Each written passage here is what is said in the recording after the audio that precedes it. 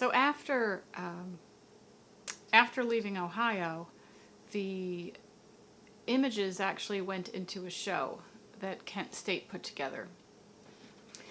There were the still images that I shot, and there was video as well. Another student had shot, and I did the audio. And all of the survivors, so the various students each shot, we all photographed different survivors, and they were all invited to come to Kent State to the auditorium for a showing. And Betty's was one of the featured videos, and she was thrilled. And that was really gratifying, is that when she shared with me, she said, "Amy, I felt like a movie star," and she felt like it had been accurate, and the photos were accurate, and they were fair. And for me, that was the best I could hope for, is that she felt like they were right, and that it was right by her. There was one image in particular that she said was her favorite, and it was also mine as well. And that was the image of Betty in her bedroom, where she's facing out the window, and there's a pair of shoes off to the right of Betty in her bedroom, where she's facing out the window, and there's a pair of shoes off to the right, and in the kind of far area of the frame is a telephone. It's actually an answering machine underneath the window, and Betty's looking out past the telephone. And that phone answering machine has her son Alan's last message on it.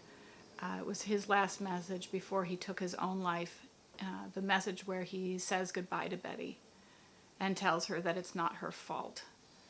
She told me that on occasion she would play the message back just so that she could hear Alan's voice. And I always found that just to be so heart-wrenching to know that she did that.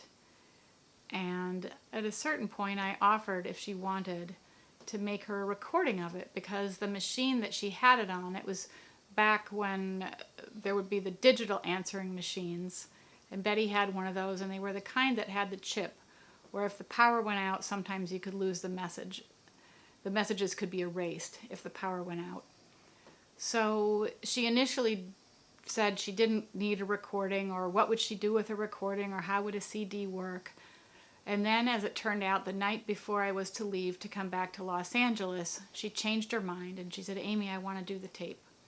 I think you're right. I think I'd like a recording. I've changed my mind."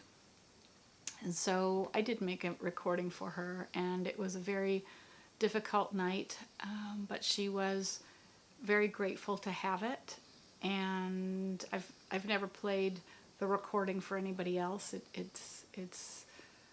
She told me to keep it, so I did, but it isn't something that I ever made public. It was something that I made for her. So afterward, Betty and I stayed in touch, and she was so supportive and encouraging